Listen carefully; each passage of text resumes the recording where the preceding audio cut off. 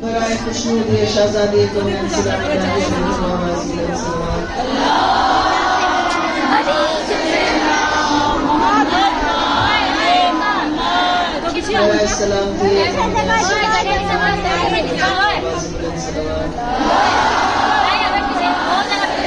ارے نہیں، اس کو پکڑ کے رہنے کا نہیں ہو سکے گا، نہیں ہوگا، لفڑا ہو جائے گا ان لوگ کا ساتھ۔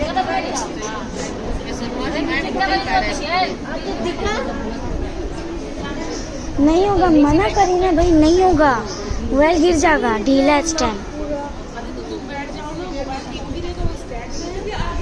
ڈھیلا اسٹینڈ، ڈھیلا ہے، نہیں ہو سکے گا۔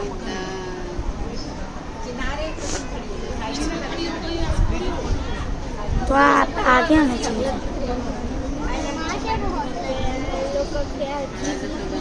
أعوذ بالله السميع العليم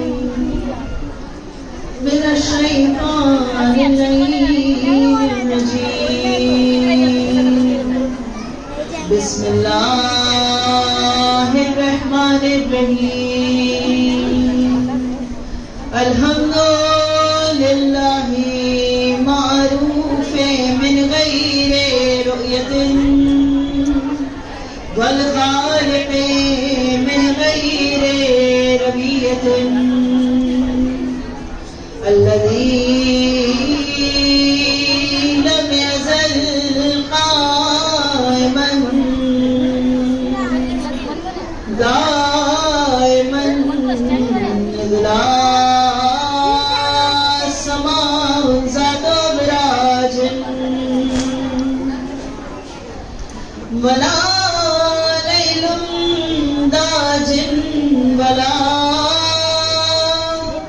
بحر تاج ولا أرض ذات مهاد ولا خلق ذو اعتبار الصلاة والسلام والتحية والإكرام على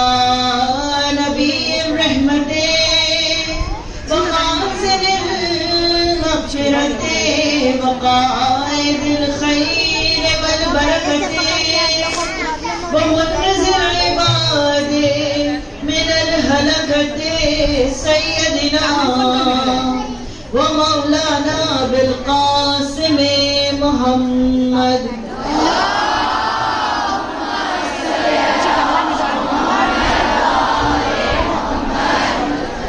وأهل بيته الطيبين الطاهرين المعصومين المنصورين المنتجبين المنتخبين الذين أذهب الله عنهم الرجس وطهرهم تطهيرا اللهم صل على محمد وعلى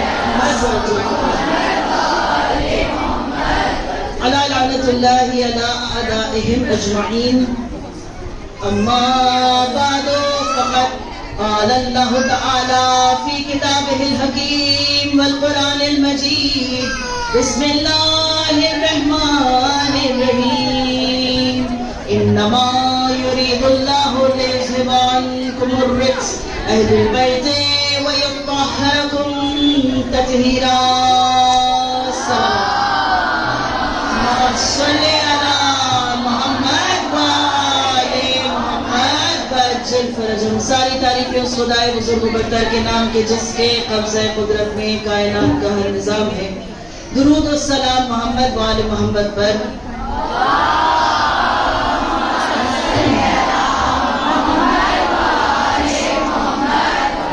کنیزان سیدہ آزادارہ نے سید الشہداء، مجلس کے آغاز میں میرا آپ سے ایک سوال ہے کہ اگر کسی کے یہاں اس کے عزیز کا جنازہ سجا ہوا رکھا رہے تو کیا آپ اتنا ہی شور مچائیں گے جتنا اس وقت مچا رہے ہیں؟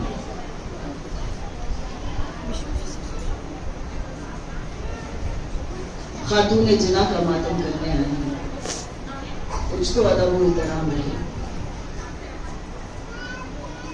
دیکھ کر سمجھ میں آ رہا ہے آج ماشاءاللہ ہر انسان جذبات لے کر دعائیں لے کر یہاں حاضر ہوا ہے، لیکن ایک کیپیسٹی ہے اس جگہ کی، اور اب یہ ہال ماشاءاللہ پر ہو چکا ہے، بھر چکا ہے، لہٰذا جو آئے ہیں باہر بیٹھ جائیں، اور آنے کے بعد آپ تقریریں نہ کریں کہ آپ آگے ہو جائیں آپ پیچھے ہو جائیں، that's not done۔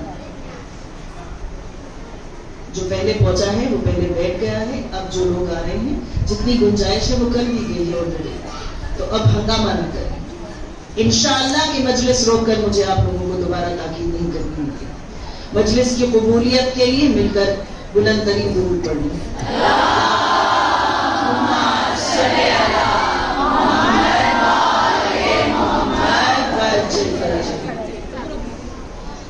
کنیزان سیدہ، گزشتہ 5 دنوں سے یہ سلسلہ چل رہا ہے۔ 4 شب آپ کے سامنے میں نے حاضری پیش کی ہے، اور آج یہ جو تابوت پردے میں سامنے رکھا ہوا ہے یہ اس ماں کا ہے کہ جو ہماری روحانی ماں ہے، کہ جس نے جب یہ سنا تھا کہ اس کا لال 3 دن کی بھوک و پیاس میں دشت بلا میں تنہائی میں قتل کر لیا جائے گا تو وہ فرش پر بیٹھ گئی تھی، اور اس نے رو کر کہا تھا کہ بابا اگر کوئی نہ ہوگا تو میرے لال کو روئے گا کون؟ کہا فاطمہ اللہ نے ایک قوم تیار کی ہے جو تیرے لال کا ماتم کرے گی۔ عزیزان گرامی، ہم تو اس کی دعا کے نتیجے میں آئے ہیں، اور پھر ماں کے جنازے پہ اگر بیٹیاں نہ روئیں گی تو کون ماتم کرے گا؟ لیکن ماں اتنی عظیم ہے کہ اس کا تعارف دینے کے لیے، اس کو یاد کرنے کے لیے قرآن مجید کی آیت سے نیچے تو کچھ ہو ہی نہیں سکتا، کہ پورا قرآن مجید جس کی مدحت کر رہا ہے کہ کوئی سورہ ہو کہ جس میں اللہ نے اپنی کوئی صفت، اپنا کوئی کمال، اپنے بندوں پر کوئی رحمت بیان کی ہو، بے شک اور بلا شبہ اس کا ماخذ عظمت فاطمہ الزہرا سلام اللہ علیہا۔ اللہم صلی علی محمد وآل محمد وعجل فرجہ۔ تو عزیزان گرامی، آج میں یہ کر رہی تھی آپ کے سامنے، آج جہاں سے میں نے بات کا آغاز کیا کہ اللہ نے قرآن مجید میں اعلان کر دیا انما یرید اللہ لیذھب عنکم الرجس اہل البیت ویطہرکم تطہیرا۔ ایک مرتبہ درود پڑھنے مل کر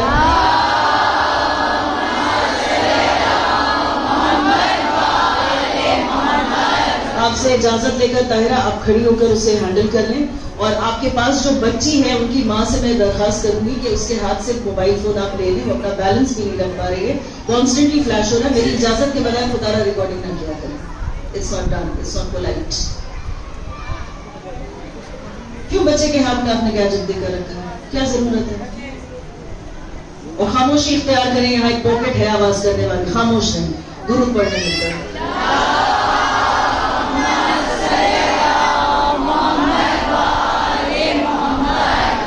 اللہ نے اعلان کیا انما یرید اللہ لیذھب عنکم الرجس۔ الحمدللہ ہم سب کو یہ آیت یاد بھی ہے، اس کی شان نزول سے بھی ہم واقف ہیں، اس کے معنی بھی ہم جانتے ہیں، معصومین علیہ السلام نے اس کے متعلق جو کچھ کہا وہ سب بھی زیر ذہن ہے، اور ہمیں تو عادت ہے کہ ہر نماز کے بعد، تعقیبات میں، ہر کام کے پہلے، ہر مجلس کے آغاز میں ہم کیا پڑھتے ہیں؟ حدیث قصہ، جو کہ اس آیہ کریمہ کے شان نزول کا پس منظر ہے پورا، اور جو کہ دلیل ہے عظمت فاطمہ الزہرا پر۔ عزیزان اکرام، یہ بھی کمال ہے کہ جب صحیح البخاری کے لیے اتنی احادیث امام بخاری نے چھانی، پرکھی، تو انہیں 10,000 احادیث جو انہوں نے لکھی، اس میں 3 لکھی ہیں صرف شان علی بن ابی طالب اور اہل بیت۔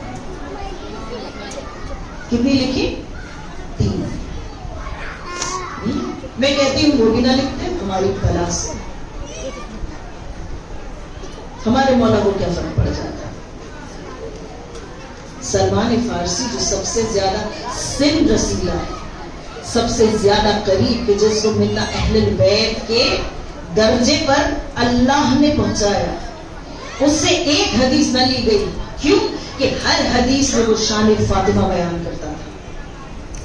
ہر حدیث میں یوں ہی 10ویں درجے پر فائز نہیں ایمان کے، اپنی داڑھی سے دہلیز فاطمہ کو صاف کیا ہے.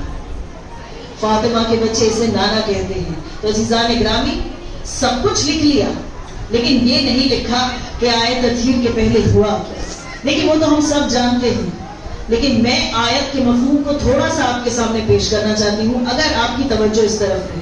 سننے کی آمادگی رکھیے گا کہ رونے میں لطف تبھی ہے کہ جب فضائل میں آپ کا دل خوش ہو. جب خون امڑ کر آئے گا دل میں نا، تب آنکھوں سے آنسو بن کر بہے گا. سیدھی سی بات ہے. تو اللہ نے کیا کہا؟ انما. اب یہ لفظ انما ہے. جب اسے کوئی ضروری اعلان کرنا ہوتا ہے نا، تو وہ لفظ انما استعمال کرتا ہے. انما الہکم الہ واحد. تمہارا اللہ کون ہے؟ اس کے سوا کوئی نہیں، کوئی الہ واحد. توحید کا پیغام. پھر اپنے حبیب محمد مصطفیٰ صلی اللہ علیہ وآلہ وسلم سے کہا،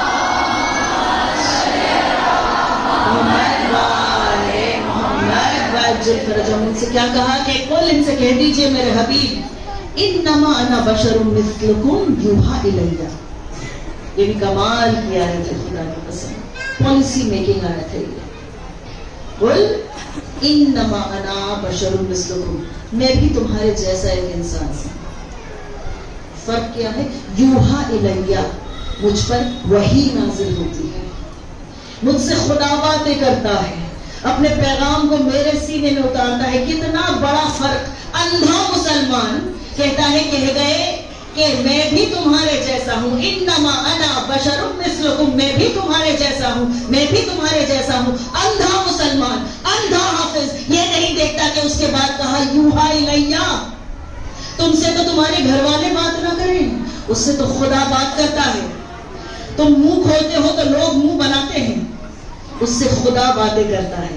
اور صرف باتیں نہیں کرتا، راز و نیاز کرتا ہے. صرف باتیں نہیں کرتا، صرف باتیں نہیں کرتا، محبتوں کا اظہار کرتا ہے، بتاتا جاتا ہے، اسے وسیلہ قرار دیا ہے. اور پھر ایک عقل کی بات بھی تو ہے کہ کہا قل انما انا بشر مثلکم، میں تمہارے جیسا ہوں. یہ نہیں کہا کہ تم بھی میرے جیسے ہو.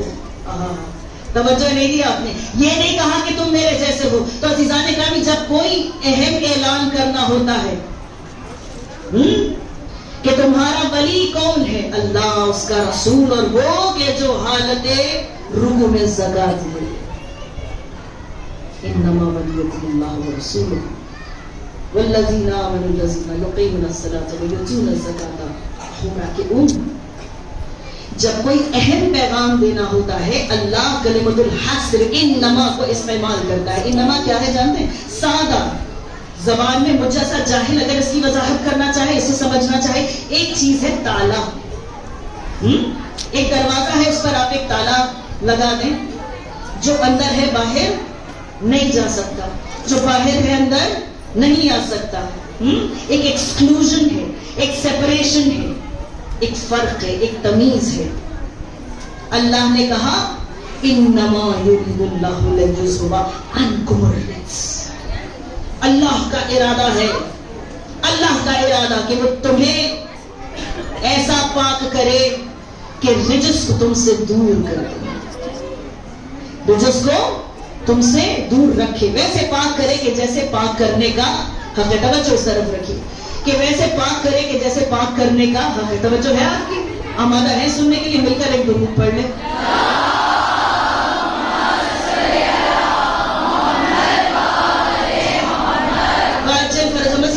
یہ یرید اللہ پہ ذرا سی نظر ڈالیں. انما تو سمجھ میں آ گیا، یرید اللہ پہ ذرا سی نظر ڈالیں. اپنے بچوں کے لیے کہہ رہی ہوں، بڑے مجھ سے کہیں بہتر جانتے ہیں، جو ہم سے اور کم سے ان کے لیے کہہ رہے ہیں. کسی نے امام صادق علیہ السلام سے پوچھا،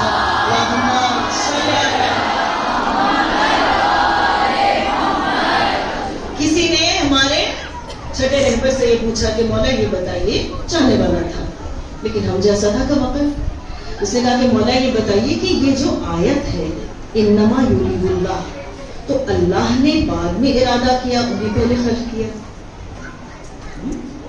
یا پہلے ارادہ کیا انہوں نے خلق کیا؟ کا سورہ اخلاص کی تلاوت کر. میرے مولا کا کیا جواب ہے؟ سورہ اخلاص کی تلاوت کر. اس نے کہا بسم اللہ الرحمن الرحیم قل هو اللہ احد اللہ الصمد لم یلد ولم یولد ولم یکن له کفوا احد. کہا پہلی آیت کیا ہے؟ کہا قل هو اللہ احد. کہا یہ بتا کہ قرآن کی اس آیت کے پہلے اللہ احد تھا یا اس کے بعد ہوا؟ یہ سوائے معصوم کے کوئی جواب دے نہیں سکتا. کہا مولا وہ تو تب سے احد ہے کہ جب اس نے الفاظ خلق نہیں کیے تھے،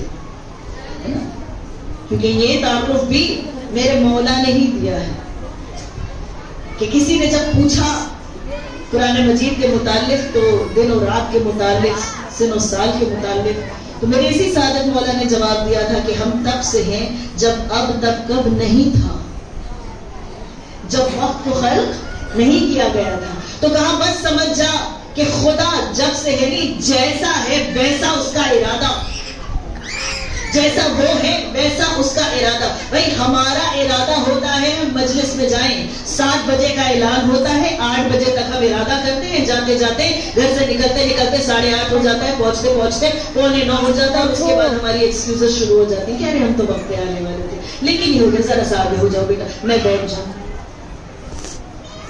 جیسے ہمارے ارادے کمزور، حادثات کے تابع، وقت کے تابع، اپنی مرضی پر کہاں ہم کچھ کر سکتے ہیں. ہم عورتوں سے بہتر یہ کون جانتا ہے؟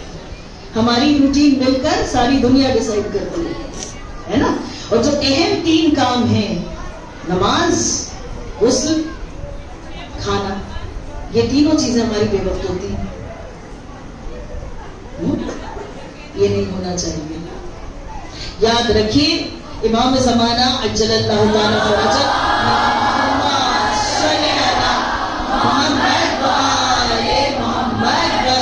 ہم اسے پسند کرتے ہیں کہ جس کی زندگی منظم ہو، جس کی زندگی میں روٹین ہو. اور یہ روٹین ہم دنیا کے حساب سے نہیں، اللہ کی عبادت کے حساب سے بنائیں، نماز کے اوقات کے حساب سے. ٹھیک ہے، واپس چلیں. انما یرید اللہ، کہا جیسا وہ ہے ویسا اس کا ارادہ، جب سے ہے تب سے اس کا ارادہ.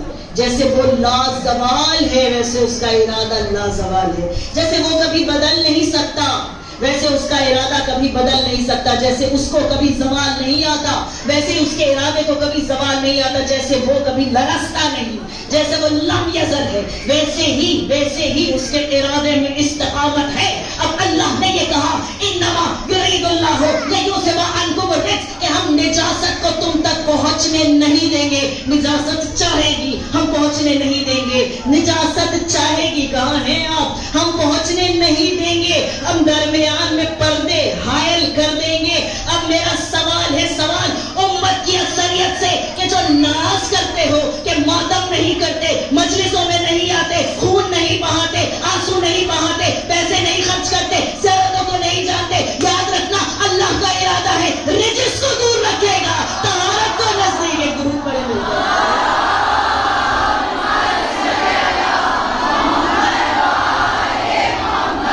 نہ کرو فخر اس بات پر کہ اللہ نے بتا دیا تمہارے اندر باطنی نجاست ہے، جبھی تو در فاطمہ تک نہیں آ سکتے، آ ہی نہیں سکتے. انما یرید اللہ. اور اللہ کا ارادہ کیسا ارادہ ہے؟ قرآن مجید کا ایک ارادہ میں آپ کے سامنے بیان کروں. انی جاعل فی الارض خلیفہ. فرشتوں سے کہا، یہ پتلا دیکھ رہے ہو آدم کا ہے. کہا یہ کیا ہے؟ انی جاعل فی الارض خلیفہ، میں زمین پر خلیفہ بنا کر بھیج رہا ہوں. یہ کیا ہے؟ اللہ کا ارادہ ہے نا، بھیج رہا ہوں. توجہ ہے آپ کی؟ توجہ، پریشان تو نہیں ہو رہے؟ توجہ ہے نا؟ میں زمین پر، ارض پر ایک خلیفہ بھیج رہا ہوں. جب علل اعلان کوئی ارادہ اپنا بتاتا ہے خدا، تو اس کے پیچھے اس کے بندوں کا ایک امتحان چھپا ہوتا ہے. اس کے پیچھے دیکھیے اس نے دن اور رات خلق کیے، اعلان نہیں کیا، بنانے کے بعد بتا اس نے اتنا کچھ بنا دیا، زمین و آسمان، پانی کے اندر سے مٹی کو نکالا، مٹی کے اندر سے پتھر کو نکالا، پتھر کے اندر سے شجر کو نکالا، شجر کی ہونے کی وجہ سے حجر کو نکالا، حیوان نکالا، پھر انسان نکالا. اس نے کیا نہیں کیا، لیکن ویسا اعلان نہیں کیا. عرش بنا دیا، لوح بنا دیا، قلم بنا دیا، کرسی بنا دی، ساتوں آسمان خلق کیے، فرشتے بناتا جاتا ہے، بناتا جاتا ہے. لیکن officially he says انی جاعل فی الارض خلیفہ، میں زمین پر ایک خلیفہ بھیجنے والا ہوں. جتنوں نے مان لیا جنت میں رہ گئے، جتنوں نے سوال اٹھایا، آپ کو پتا ہے نا، الا ابلیس، ایک نے سوال اٹھایا اور رجیم بھی ہو گیا، لعین بھی ہو گیا، مردود بھی ہو گیا، شیطان بھی ہو گیا. بڑا عبادت گزار تھا، بڑے سجدے کرتا تھا، اپنے زمانے کا سب سے بڑا عابد و زاہد تھا. توجہ ہے آپ کی، سب سے بڑا عابد و زاہد تھا. اللہ کے ایک ارادے پر جو اس نے شک کیا تو ساری لعنتوں کا مستحق ہو گیا. اب سمجھ میں آیا کہ جب خلیفہ کے لیے یہ حال ہے، جب خلیفہ کے لیے یہ حال ہے، تو وہ کہ جو خلیفہ کا آقا ہے اور اس کی جو آل ہے، اگر اس کے لیے اللہ نے اپنا ارادہ بتایا، انما یرید اللہ لیذھب عنکم الرجس، کہ ہم رجس کو دور رکھیں گے. اب جو اس پر شک کرے کہ وہ یطہرکم تطہیرا ہے کہ نہیں، اہل بیت میں کوئی شامل ہو سکتا ہے کہ نہیں، بھئی یہ بھی ہے وہ بھی ہے، جو اپنے سے صیغے لگائے، یاد رکھو کہ ابلیس کا پیرو ہے، یاد رکھو شیطان کا ماننے والا ہے. اللہ کے ایک ارادے کا انکار کر کے ابلیس شیطان بن گیا، ابلیس شیطان بن گیا. اور مسلمان 1400 سال سے اللہ کے اس پیغام کو نکارتا جا رہا ہے. پھر بھی امید ہے کہ اسے جنت ملے گی، پھر بھی امید ہے کہ اسے جنت ملے گی. نہیں ملے گی. اللہ نے دنیا میں دکھا دیا، اللہ نے دنیا میں دکھا دیا. ہمارے آج میں امام رضا علیہ الصلوۃ والسلام سے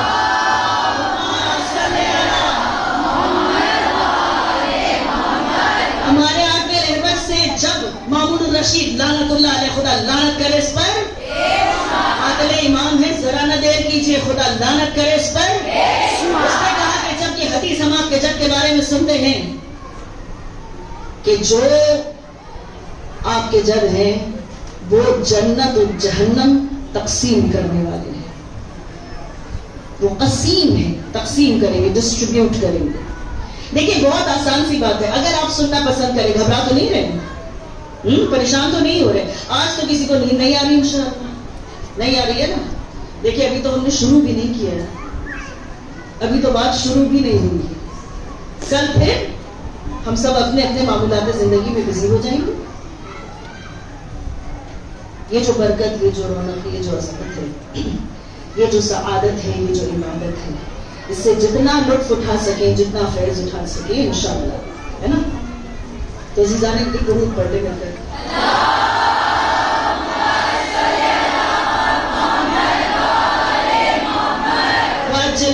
آؤں گی اس بات پر واپس، لیکن پہلے یہ سن لیجیے کہ اللہ نے کیا کہا. ہم نے ارادہ کر لیا. ہم نے کیا کیا ہے؟ ہم نے ارادہ کر لیا جس کو دور رکھیں گے. کس سے؟ اہل البیت سے. اس بات پر واپس آؤں گی. کس سے دور رکھیں گے؟ اہل البیت. اہل البیت کون ہے؟ مطلب کیا ہے؟ کچھ تو مطلب ہوگا. اہل الجنہ کون ہے؟ اب سنیے اہل الجنہ کون ہے، سن لیجئے، سنیے اہل الجنہ کون ہے. کہ جب یہ پوچھا کہ ہم نے یہ سنا ہے کہ آپ کے جد جنت اور جہنم تقسیم کریں گے، تو کیا یہ بات سچی ہے؟ کہا دنیا میں دیکھ لو. کیا جواب ہے میرے مولا؟ کہا دنیا میں دیکھ لو. کہا دنیا میں کیسے دیکھیں؟ کہا جس کے دل میں علی کی محبت ہے جنتی ہے، جس کے دل میں علی کے لیے بغض جہنمی ہے. وہ ہو گئی تقسیم. ہو گئی نا تقسیم؟ بڑی آسانی سے آپ نے سنی ہے. ہو گئی نا تقسیم. عزیزان گرامی پورے صراط کے اس پار میرا مولا کھڑا رہے گا اور کس سے باتیں کرے گا پتہ ہے؟ ہم سے باتیں نہیں کرے گا, پورے صراط سے باتیں نہیں کرے گا, فرشتے سے بات نہیں کرے گا, وہ بات کرے گا نار جہنم سے. اور جب آنے والا آئے گا تو میرا مولا آواز دے کر نار جہنم سے کہے گا تیرا ہے تو لے جا. اور جب ہم جائیں گے انشاءاللہ تو میرا مولا کہے گا میرا ہے سے آنے دے. ایک ضرور پڑھیں گے.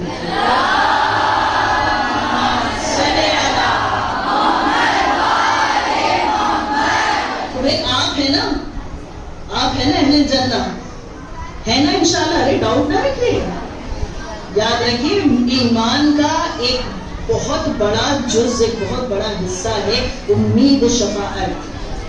البتہ کہ ہم وہ کام نہ کریں کہ دکھ بھی پہنچاتے جائیں ان کو, شرمندہ ہو کر ان کے پاس اللہ نہ کرے ہم پہنچیں. تو عزیزان گرامی اہل جنہ کون ہے؟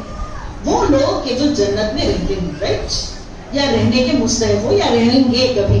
توجہات اس طرف رکھیے گا, باریک باتیں ہیں, اس کے بعد یہاں سے آگے بڑھ جائیں گے. تو اہل بیت کون ہے؟ جو گھر میں رہیں, بیت میں رہیں. بیت کس کو کہتے ہیں؟ دیکھیں عربی میں مکان کے لیے بہت سارے الفاظ ہیں. دو لفظوں سے ہمارا ساروکار ہے اس وقت. ایک ہے لفظ دار, ایک ہے لفظ بیت. میری بیٹیاں مجھے عجیب طریقے سے دیکھیں گی, میں پڑھوں گی. And you will have to listen and you will have to remember. سننا بھی ہوگا, یاد بھی رکھنا ہوگا, سمجھنا بھی ہوگا. ایک ہے دار, ایک ہے بیت. آپ نے سنا نا دار الشفا, جہاں ڈاکٹرز بیٹھتے ہیں, جہاں سے انسان کو شفا ملتی, دار الشفا. ٹھیک ہے. دار العلوم, ہر محلے میں بنا ہوتا ہے, جہاں ویرانے والے استاد ہوتے ہیں. آپ نے اشارہ ہی نہیں دیکھا. یہاں بڑی آبادی ہوتی, یہاں ہوتا ویرانہ, اور پھٹکار کی برسات ہے. کیوں؟ یہ استاد ہیں, قرآن مجید پڑھا رہے نہیں پڑھا رہے. قرآن مجید, قرآن ناطق کے خلاف دل میں بغض رکھ کر قرآن کو اللہ نے کہا ہے نا طہارتیں اور رجس کو ہم دور رکھیں گے. جس کتاب میں یہ اعلان کر رہا ہے خدا, جس کتاب میں اعلان کر رہا ہے کہ ہم رجس کو تم تک پہنچنے نہیں دیں گے, اس کتاب تک نجاست کو پہنچنے دے گا. تو اب اگر نہیں سمجھ میں آتا ہے تو کیا کیا جائے کہ رجس کو اللہ دور رکھے گا. سیدھی سی بات ہے. تو عزیزان گرامی دار العلوم, جہاں بچوں کی دنیا اور آخرت خراب کی جاتی ہے. اللہ یہ ریکارڈنگ سے ہٹانا ہوگا یا شاید یہ بھی ہٹاؤں. ٹھیک ہے. تو کیا ہے دار, یعنی وہ آفس جہاں آفیشل, دار الامارہ. اللہ آپ لوگوں کو زیارتوں پر لے جائے انشاءاللہ. تو آپ کوفے میں دیکھیں گے کہ کھنڈر بنا ہوا ہے دار الامارہ, لیکن مسجد آباد ہے. تو عزیزان گرامی جہاں آفیشل کام ہو, دن بھر کام ہو, وہ جگہ ہوتی ہے دار. جہاں رات گزاری جائے وہ ہوتا ہے بیت. توجہ ہے آپ کی. جہاں رات گزاری جائے, دیکھیے آپ سے دعا لوں گی اس بات پر, جہاں رات گزاری جائے وہ ہوتا ہے بیت. جہاں دن بھر کام ہو اور شام کو وہاں سے انسان ہٹ جائے, کام ختم ہو جائے, وہ کیا ہے؟ وہ ہے دار. جہاں رات گزاری جائے وہ ہے بیت. جہاں رات گزاری جائے وہ ہے بیت. توجہات اس طرف رکھیے گا. جہاں رات گزاری جائے وہ ہے بیت. تو اب میرا ایک سوال ہے, کہ میں سوال کرنا چاہتی ہوں, پوری امت سے سوال کرنا چاہتی ہوں, بالخصوص اکثریت سے, کہ جو زیارتوں پر ہمارے جانے پر تانے کستے ہیں, کہتے تمہیں حج کا شوق نہیں ہے, تمہیں حج کا شوق نہیں ہے, تمہیں کربلا جانا زیادہ عزیز ہے. ہم کیا کریں کہ ہم نے خود سنا, ام المومنین عائشہ نے کہا کہ میں نے رسول خدا سے سنا کہ 70,000 قبور حج کا ثواب ایک زیارت حسین میں درود پڑھنے میں.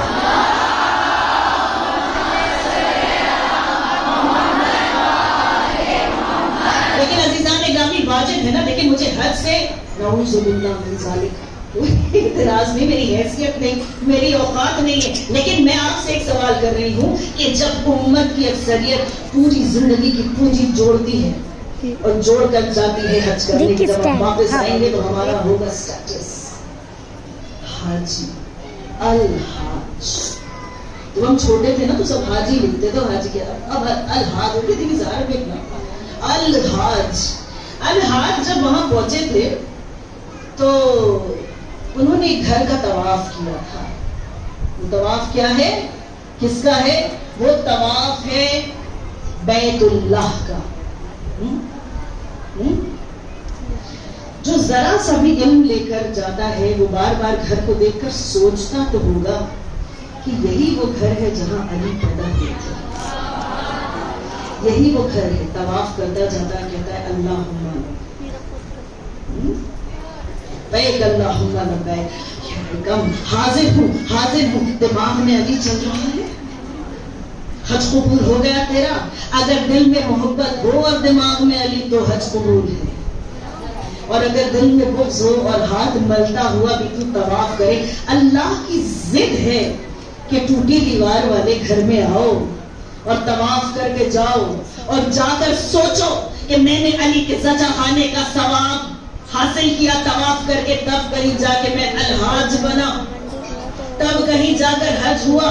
بھائی اللہ کا گھر ہے، اللہ کا گھر. اب میرا سوال وہی اوریجنل سوال ہے.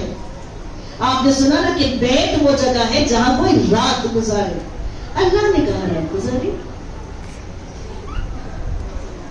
وہ تو مومن کے دل میں رہتا ہے نا انشاءاللہ. مومن کے دل، اسے تو کوئی گھر نہیں چاہیے، اس کے لیے تو کوئی گھر کا تصور ہو نہیں سکتا.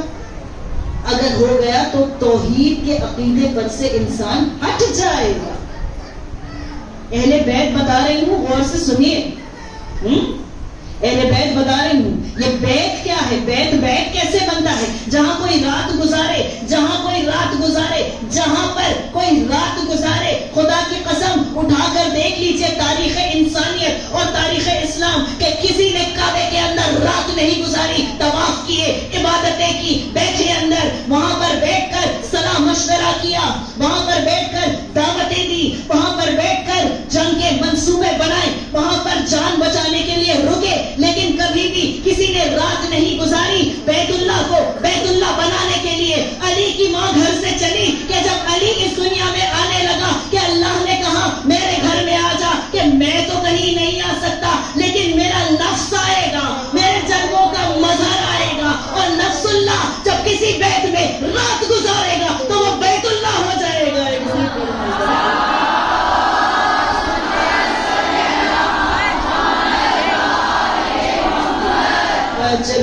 اہل البیت، پیپل آف دا ہاؤس، گھر کے اندر رہنے والے، گھر کے اندر رہنے والے. آپ کو پتا ہے نا کہ مسجد نبوی میں حکم آیا پروردگار کا کہ کہو سب سے اپنے دروازے بند کر دیں. جو دروازے مسجد کے صحن میں کھلتے تھے آپ بند کرو. پیغام آ گیا، اصحاب دوڑے، کہا یا رسول اللہ ہمارے دروازے بند ہو جائیں گے. کہاں ہو جائیں گے؟ کئی کھڑکی کا نہیں، نوٹ الاؤڈ. کہا ہم نے سنا ایک دروازہ کھلا ہے. کہا علی کا دروازہ. علی کا دروازہ آج بھی کھلا ہے. خدا کی قسم کھلا ہے کہ علم حاصل کرنا ہو یا عرفان رب، عزت یا معرفت، صرف علی کا ہی تو دروازہ کھلا ہے. کس کا دروازہ کھلا رہے گا؟ علی کا دروازہ. کہا یا رسول اللہ جب علی کا دروازہ کھلا ہے تو ہمارا کہا نہیں. دل ٹوٹ گیا. سوری. رسول اللہ نے کہا کہ سنو، تمہارے دروازے میں نے بند نہیں کروائے، اللہ نے کروائے. اور علی کا دروازہ کھلا رہے کہ میں نہیں کہتا، اللہ کہتا ہے. طہارت، اہل البیت، جن کا گھر مسجد اور مسجد گھر ہے، یہ اہل البیت. تو اللہ نے کیا کہا کہ اہل البیت کو ہم پاک رکھیں گے. کیسے؟ یطہرکم تطہیرا، اتنے پاک ہیں کہ یہ طہارتیں بخشیں گے. کیسے طہارت بخشیں گے بتائیے؟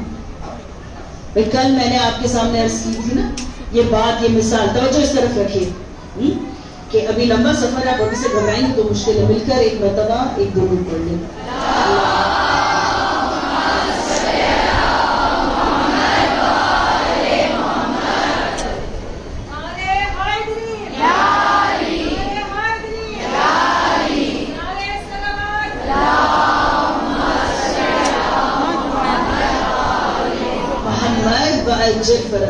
گرامی، کل میں نے آپ کے سامنے ایک مثال پیش کی تھی نا کہ شربت بذات خود پاک ہے لیکن طہارت عطا نہیں کر سکتا.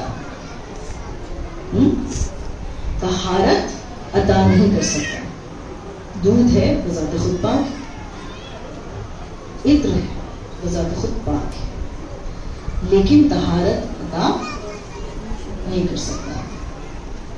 پانی کہ جو پاک ہو، 3 نجاستوں سے پاک ہو،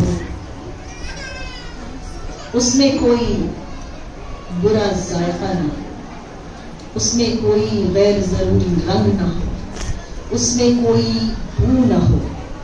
3 نجاستوں سے پاک ہوا تو پانی پاک ہے. توجہ ہے آپ کی؟ یہ بھی کمال ہے کہ لفظ رجس میں رے، جیم اور سین ہے. کتنے ہو گئے؟ رے، جیم اور سین ہو گئے. واہ بڑا جاگ رہے ہیں آپ. رے، جیم اور سین ہو گئے. پھر ایک مرتبہ کہوں گی اگر جو زور سے آواز نہیں آئی. رے، جیم اور سین ہو گئے جی. تو 3 نجاستوں سے اللہ نے کہا ہے. لفظ رجس بھی 3 سے بنا، یہ بھی کمال ہے. قرآن مجید نے استعمال کیا، یہ بھی کمال ہے. بھائی پانی ہے اس میں 3 خرابیاں تلاش کرو جو نہ ہو تو پاک ہے. تو یہ جب اللہ نے کہا یطہرکم تطہیرا تو وہ طہارت کہ جو زمانے کو یہ دے گئے اپنے کردار سے، اپنے علم سے، اپنے فیصلوں سے، اپنے طرز عمل سے، اپنے زندگی کے طریقے سے، اپنی باتوں سے، اپنے اقوال سے، اور وہ عرفان رب کے جو دل میں بندوں کے اتارا، وہ جو قربت رب اور بندے کے درمیان انہوں نے باندھ دی. خدا کی قسم اس کے علاوہ جو باطنی طہارت ہے وہ ان کی محبت عطا کرتی ہے. جو خون کی طہارت ہے، جو چھپی ہوئی طہارت ہے، وہ ان کی محبت عطا کرتی ہے. یاد رکھو کہ مسلمان دنیا میں بہت ہیں، اربوں ہیں، لیکن پاک وہی ہیں کہ جو یطہرکم تطہیرا سے جڑے ہوئے ہیں. اللہ نے بتا دیا کہ میں نے یہی پر فیصلہ کر دیا کہ زبان سے لا الہ کہنے والے کو میں منہ نہ لگاؤں گا، لیکن اگر اس نے احترام کیا، اگر اس نے محبت کی تو ان کی نسلیں پاک ہو جائیں گی، ان کی نسلیں طاہر ہو جائیں گی، ان کا خون پاک رہے گا. ایک درود پڑھنے مل کر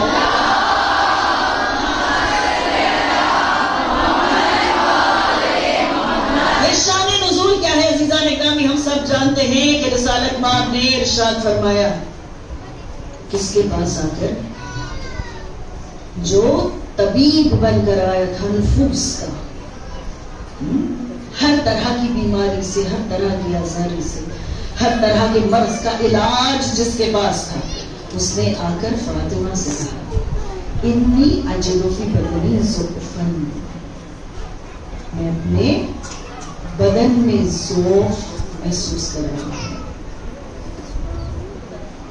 دیکھیں یہاں پر بھی لفظ بدن استعمال کیا، جسم استعمال نہیں کیا. جسم ہے سر سے لے کر پیر تک، توجہ رکھے گا، جسم ہے سر سے لے کر پیر تک، بدن ہے گردن سے لے کر پیر تک. تو جب اللہ کے رسول نے کہا انی اجد فی بدنی ضعفا، اس احتیاط سے کہا کہ کل ذلیل مسلمان کھڑے ہو کر یہ نہ کہے کہ ہم نہ کہتے تھے کہ معاذ اللہ توبہ ذلیل شکایت ہوگی. یہی الزام لگایا تھا نا، توجہ ہے آپ کی، یہی الزام لگایا تھا کہ معاذ اللہ نعوذ باللہ من ذالک. میں تو بیان بھی نہیں کرنا چاہتی کہ یہ حواس میں نہیں ہے، الٹی سیدھی باتیں کرنی ہے. ایک درود پڑھ لیجیے مل کر، پلیز باتیں نہ کریں بیٹا، اور پلیز وائر سے پیڈل نہیں کیجیے، ٹھیک ہے؟ کیونکہ ابھی فضائل ہو رہے ہیں، لپکے کوئی اس کو ٹھیک بھی کر دے گا. مسائل کے وقت اگر یہ آف ہو گیا تو بہت ناانصافی ہو جائے گی سب کے ساتھ جو سننے کے لیے ہیں. Be careful with that. تو عزیزان گرامی، اللہ نے تو اعلان کر دیا نا، کب کیا کہ جب آئے. اور یہ بھی کمال ہے کہ بیٹی نے نہ کوئی دوا دی، نہ کچھ کھلایا، نہ یہ کہا کہ میں آپ کے لیے گرم دودھ لا دوں یا آپ کی کوئی اور خدمت کر دوں، بلکہ آنے والے نے خود کہا کہ اپنی چادر مجھ پر ڈال دو. اپنی چادر، کس کی چادر؟ فاطمہ کی چادر. میں نے انہی مجالس میں آپ کے سامنے عرض کیا نا کہ اتنا پسند کرتا ہے خدا اپنے حبیب کے چادر اور کمبلی اوڑھنے کے انداز کو کہ اس پر سورہ نازل کر چکا. اتنا پسند کرتا ہے کہ مجھے عزیز ہے وہ ادا جیسے تو کمبلی اپنے کاندھوں پہ رکھتا ہے. مجھے اچھی لگتی ہے یہ بات کہ تو اپنے جسم پر چادر اوڑھتا ہے. پروردگار اسی چادر میں شفا دے گے، اور اسے شفا کی کیا ضرورت جو خود بذات خود دنیا اور آخرت کی شفا اپنے وجود میں رکھتا ہو. کہا نہیں، دکھانا مقصود ہے، دکھانا مقصود ہے. اور جب چادر اوڑھ لی تو بیٹی نے کہا کہ جیسے ہی میری چادر میرے بابا کے جسم پر آ گئی، فوراً ایسا معلوم ہوا کہ ان کا چہرہ 14ویں کے چاند کی مانند چمکنے لگا. ہے نا، یہی ترجمہ ہے، اسے قصہ کا یہ ترجمہ ہے عزیزان گرامی. اور اس کے بعد جب آپ زیر قصہ ہو گئے تو آپ کے نواسے داخل ہوئے. امام حسن مجتبی علیہ الصلوۃ والسلام، اللہم صلی علی محمد و آل محمد وجل. اور انہوں نے کیا کہا؟ انی اشم رائحۃ طیبہ، کہ مجھے اپنے نانا کی پاک خوشبو آ رہی ہے، مجھے اپنے نانا کی پاک خوشبو آ رہی ہے. کہاں زیر کے ساتھ اجازت لی، داخل ہو گئے. بڑی محبت سے بلانے والے نے بلایا کہ میرے جگر گوش میرے پاس آ جائے. امام حسین علیہ الصلوۃ والسلام آئے. اللہم صلی علی محمد و آل محمد وعجل فرجهم. اور پھر وہی کہا کہ مجھے میرے نانا کی پاک خوشبو آ رہی ہے. کہا زیر کے ساتھ تمہارے نانا بھی ہے، تمہارے بھائی بھی ہے. اس کے بعد میرے مولا کائنات آئے، پھر کہا کہ مجھے اپنے بھائی کی پاک خوشبو آ رہی ہے. زیر کے ساتھ سب جمع ہو گئے. بالآخر جو مالک آئے کے ساتھ توجہ، بس اس بات کے بعد مصائب کے رب تھے، آپ کی توجہات اس طرف بنی رہی، ممنوع ہوئی کہ جب وہ داخل ہوئی اور پنجتن یکجا ہو گئے تو اللہ نے آسمانوں پر ایک قسم کھائی، یا ملائکتی و یا سکان السماوات انی ما خلقت السماء والارض ولا ارض مثلا. یہ پورا سلسلہ اللہ نے کہا کہ نہ میں زمین کو خلق کرتا، نہ آسمان کو خلق کرتا، نہ چاند اور ستاروں کی بندی میں، نہ سورج میں یہ روشنی، نہ دریاؤں میں یہ بہاؤ، نہ دریاؤں کی سطحوں پر ٹھہرے ہوئے یہ جہاز. کچھ بھی اپنے معیار پر نہیں ہوتا، اپنی جگہ پر نہیں ہوتا. اگر میں نے ان کی محبت میں خلق نہ کیا ہوتا، اگر میں نے ان کی محبت میں بنایا نہ ہوتا، اگر پنجتن کی محبت میں، توجہ، اگر پنجتن کی محبت میں نے خلق نہ کیا ہوتا تو کچھ بھی نہیں بناتا، کچھ بھی خلق نہیں کرتا. عزیزان گرامی، لے کر آیا وہ پیغام کہ جو ہزاروں مرتبہ ملاقات کر چکا تھا، اور ایک مرتبہ جب آ گیا، داخل ہو گیا تو اس نے کہا، اس نے سوال کیا، ہم تحت القصہ، یہ زیر قصہ کون ہے؟ یہ زیر قصہ کون ہے؟ یہ قصہ کے نیچے کون ہے؟ توجہ ہے اس طرف کہ یہ زیر قصہ کون ہے. اور اللہ نے جواب دیا، ہم فاطمہ و ابوہا و بعلہا و بنوہا، کہ یہ فاطمہ ہیں، یہ ان کے بابا ہیں، یہ ان کے شوہر ہیں، یہ ان کے بیٹے ہیں. سمجھ میں آیا کہ جب سارے نور یکجا ہو جاتے ہیں تو پہچاننا مشکل ہو جاتا ہے کہ ان میں محمد کون ہے، ان میں علی کون ہے، ان میں حسنین کون ہے، ان میں فاطمہ کون ہے. پروردگارا کہہ دینا کہ رسول ہے، ان کی بیٹی ہیں، ان کے بھائی ہیں، ان کے نواسے ہیں. کہہ دے علی ہیں، ان کے بھائی ہیں، ان کی زوجہ ہیں، ان کے بیٹے ہیں. کہہ دے اہل جنہ سے کہ ان کے سردار ہیں، یہ ان کی ماں ہیں، یہ ان کے بابا ہیں، یہ ان کے نانا ہیں. کیا تم جانتے نہیں کہ پوچھ رہا ہے وہ کہ جو سید الملائکہ ہے، سارے انتظار کر رہے ہیں. جب میں نے کہا نا یا ملائکتی و یا سکان السماواتی، خازنان جنت ہیں، سب انتظار کر رہے ہیں کہ جواب ملے. وہم تحت الکسا، وہم تحت الکسا، وہم تحت الکسا. عزیزان گرامی، سب سے زیادہ جو نور روشن نظر آیا ہے ہزاروں ہزار برس تک، وہ نور فاطمہ ہے. جبھی تو ابراہیم نے دیکھ کر کہا تھا کہ یہ نور کون سا ہے کہ جس کی چمک سوا ہے، جس کی بالائی سوا ہے، جس کی بلندی سوا ہے. کہا یہ زہرا ہے، فاطمہ الزہرا ہے. عزیزان گرامی، بس سمجھ میں آ گیا کہ اللہ نے اس سے تعارف کرایا کہ جس کے نور کی زیارت، جس کے نور کی زیارت جنت والوں نے سب سے زیادہ کر رکھی تھی. کہا وہ فاطمہ و ابوہا و بالوہا و بنوہا. نہیں، اللہ نے محمد علی حسنین کا تعارف نہیں کرایا، اپنا تعارف کرایا. کیونکہ پہلے کہہ چکا تھا کہ اگر یہ پانچ نہ ہوتے، اگر یہ پانچ نہ ہوتے تو میں کچھ نہیں بناتا، میں کچھ خلق ہی نہیں کرتا، میں احسن الخالقین ہوں، میں کچھ بناتا ہی نہیں. سمجھ میں آیا کہ سب کچھ بنانے کی وجہ یہ پانچ ہیں، اور ان پانچ کا تعارف ہے فاطمہ الزہرا سلام اللہ علیہا.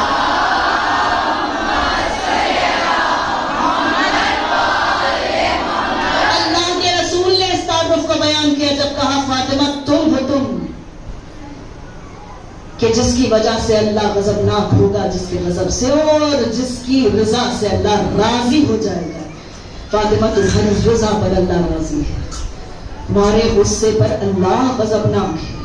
جو تمہارا چاہنے والا ہے اللہ اس کو دوست رکھتا ہے، جو تم سے بغض رکھے گا اللہ اس سے علیہ لام دشمنی کرے گا.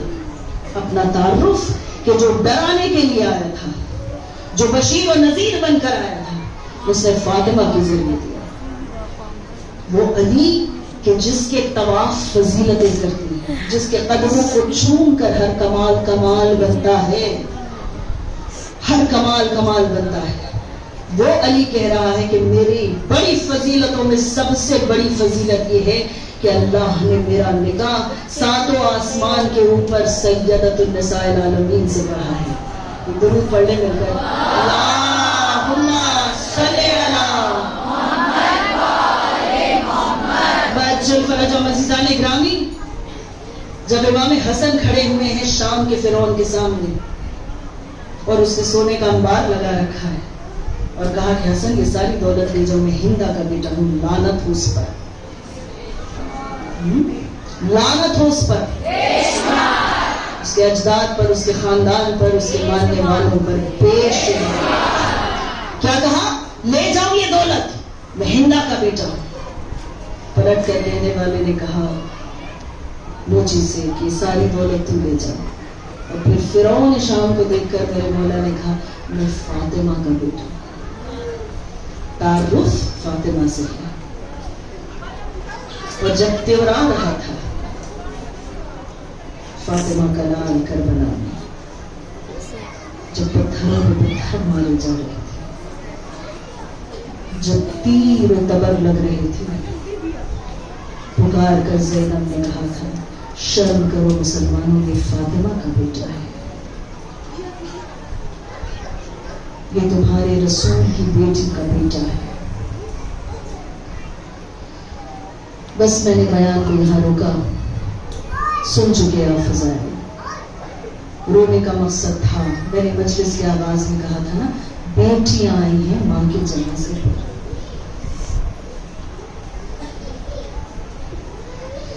جب بیوی کو میرے مولا نے دفن کر دیا نا، جناب زینب خاموش ہو گئی. 2 دن گزر گئے، میرے مولا بڑے پریشان کہ زینب کچھ بولتی نہیں، ماں کے جانے کا ایسا غم ہے، وہ چھوٹی سی ہے وہ بچی، بڑے مسائل جھیل رہی ہے. بالآخر جب تیسرا دن گزرا اور شام کے وقت میرا مولا گھر میں داخل ہوا نا، بے چینی سے فضا نے کہا کہ آقا زینب نے آج بات کی ہے مجھ سے. میرے مولا نے رو کر کہا فضا کیا کہتی ہے میری بیٹی؟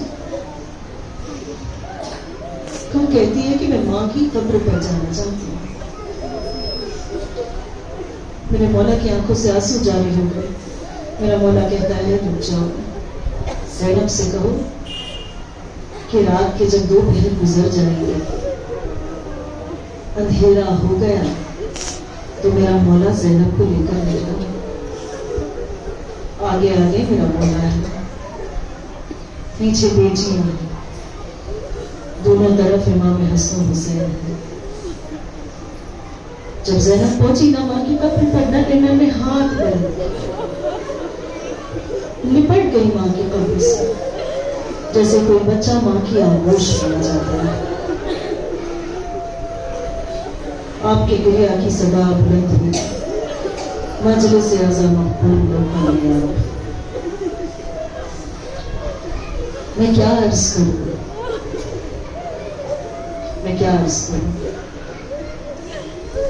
آپ نے سنا ہے نا کہ جناب خدیجہ کی رحلت جب ہوئی تھی, بیوی کا سن بہت کم تھا.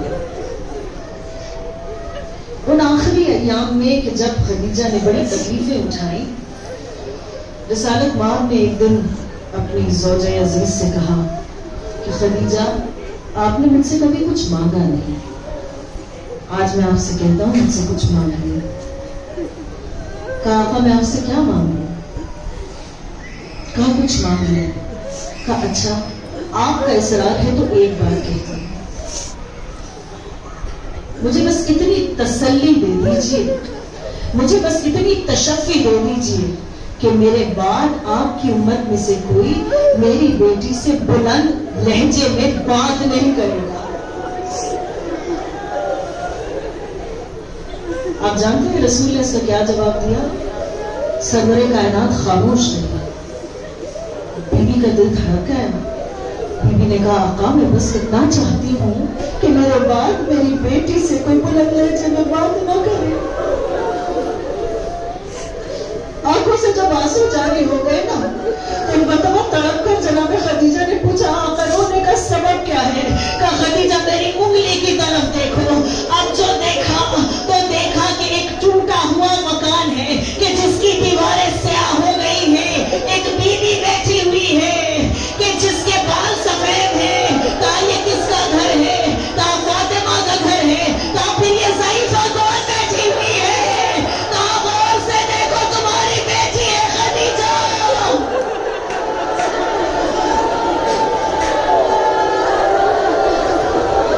غور سے دیکھو تمہاری بیٹی ہے. کسی نے امام سے سوال کیا کہ سب سے زیادہ غم انبیاء میں سے کس پہ پڑا؟ کہا ہمارے آخری نبی پر. کہا اور اس غم کی وارثہ میری جدہ فاطمہ الزہرا. کہا لیکن آقا ان کی زندگی تو صرف 18 برس کی تھی. کہا 18 برس کی زندگی سے یہاں بات کرنا مقصود نہیں, ان 4 گھنٹوں سے مقصود ہے کہ جن میں فاطمہ کے بال سفید ہو گئے. آپ کسی صحت کے ماہر سے پوچھئے, کسی ڈاکٹر سے پوچھئے, کسی ایکسپرٹ سے پوچھئے کہ انسان کے بے سن و سال کے جب بال سفید ہوتے ہیں تو کیوں ہوتے ہیں؟ ارے جتنا صدمہ ہوتا ہے اتنی زیادہ سفیدی بالوں میں آتی ہے. کہا مولا کیا فاطمہ کے سارے بال سفید ہو گئے تھے؟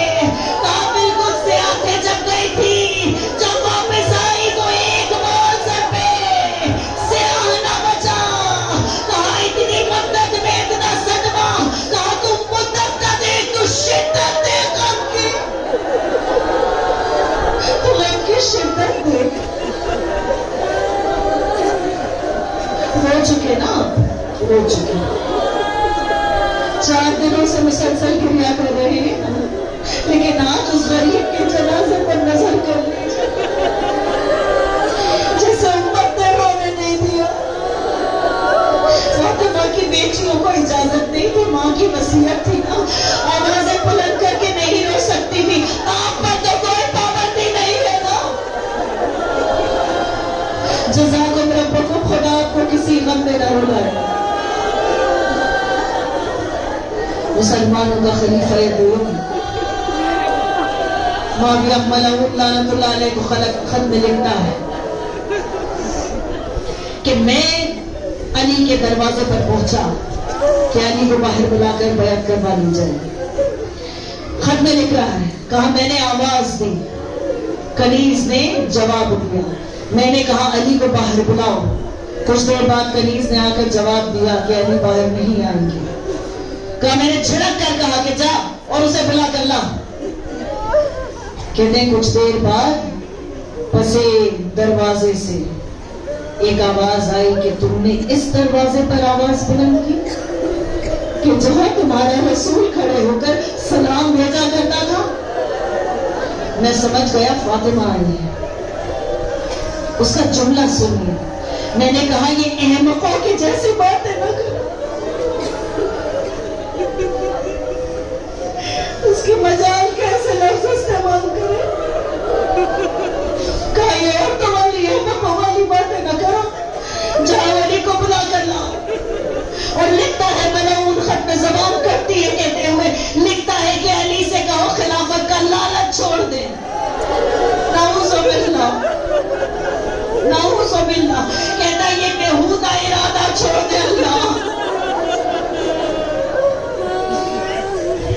کہتا ہے فاطمہ جب مجھ سے جرح کرنے لگی, جب مجھے یاد دلانے لگی کہ ان کی کیا عظمت ہے, میں نے ایک مرتبہ جو لکڑیاں جمع کی ہوئی تھی میں نے ایک مرتبہ کہا آگ لگا دو. کہا تم میرے گھر میں آگ لگاؤ گے کہ جہاں میرے بچے حسن و حسین ہیں, جہاں پر علی و فاطمہ ہیں, یہ وہی گھر ہے کہاں رسول آیا کرتے تھے, تم اس گھر میں آگ لگاؤ گے. کہا میں نے ایک مرتبہ دروازے کو ٹھیلا. ارے جب گنجائش نظر آئی میں نے ہاتھ اندر کیا, ایک تازیانہ لہرایا. مجھے یقین ہوا تازیانے سے فاطمہ پر وار ہوا ہے, اس لیے کہ اس کی آواز بلند ہوئی بابا آپ کے بعد مجھ پر یہ ظلم ہو رہا ہے.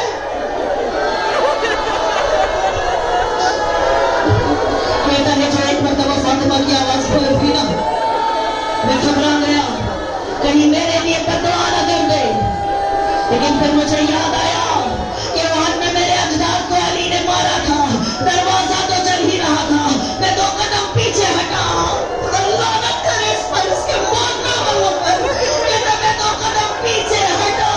یہ ہے اصلی دہشت گرد یہ جو عورت پر وار کرے, جو معصوموں کے گھروں میں آگ لگائے. اور ایک مرتبہ آگے بڑھ کہتا میں نے ایسی لات ماری دروازہ قبضے سے ٹوٹ گیا. اس خط میں کیا لکھا ہے یہ میں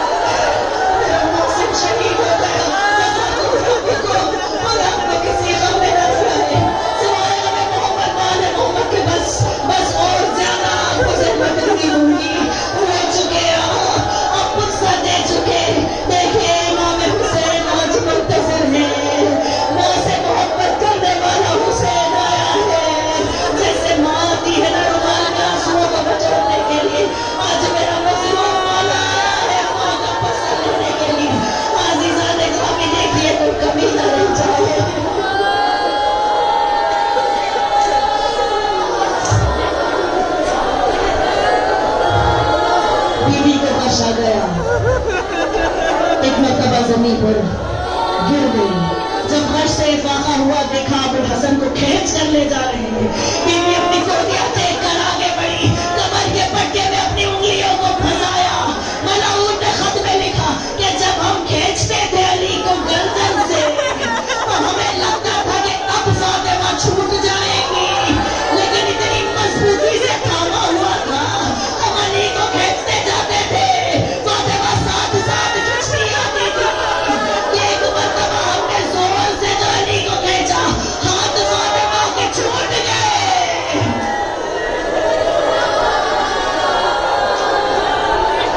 अली को मस्जिद में लाया गया। सुन लीजिए, मुकम्मल कर दूं मेरे दर्द की दास्तां। अली को मस्जिद में लाया गया, सारे कुर्सियों पर बैठे हुए, मेरे मौला के गर्दन मेरे समीप, मेरा मौला जमीन पर बैठा हुआ। सबकी तलवारें नियाम से बाहर निकली हुई हैं। ये है वो इस्लाम जिसने दुनिया को बर्बाद किया। ये दहशतगर्दी वाला झूठा ढोंगी इस्लाम कि जिन्होंने खिलाफत के लालच में मेरे मौला के लिए तलवारें बाहर निकाल दी। जब सलमान फारसी ने मेरे मौला की तरफ देखा, अली की आंखों में एक सवाल था। इधर फातिमा को गश से फाका हुआ, कहा फिजा मेरे बाबा की दस्तार दे। सर पर अहमद की दस्तार रखकर वारिसाए अहमद बाहर निकली। जैसे ही नबी की कब्र पर हाथ रखे, कहा आज बददुआ करूंगी मैं। एक मरतबा मेरे मौला ने कहा सलमान फातिमा के पास जाओ, कहा तुम्हें अली के हक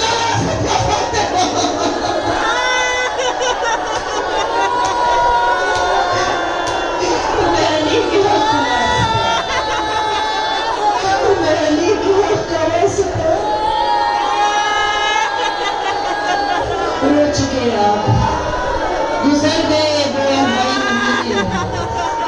किसी की कोई भी हड्डी टूट जाए ना, इलाज मुमकिन है, लेकिन अगर किसी की पसलियां टूट जाए तो आती जाती हर सांस दर्द है और कुछ नहीं। वसीयतें सुनोगी बीबी हो?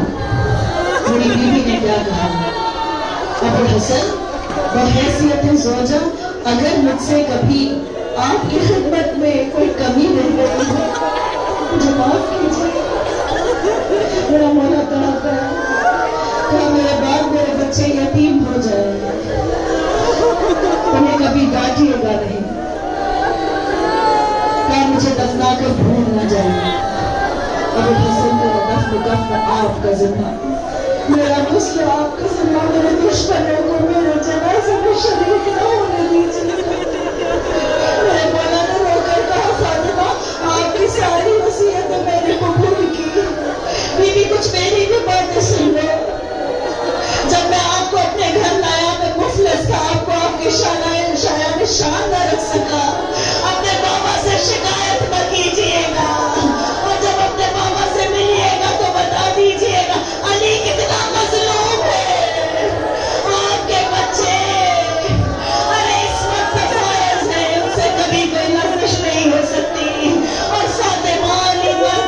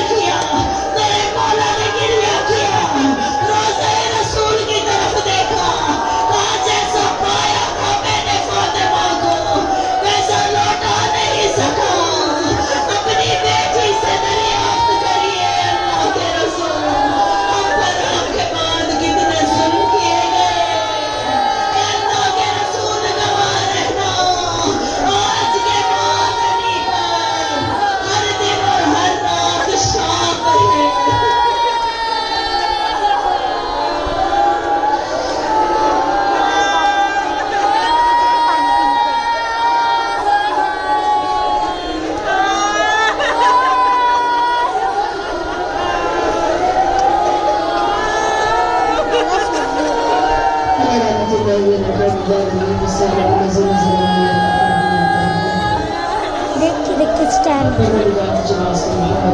देखिए जी स्टैंड।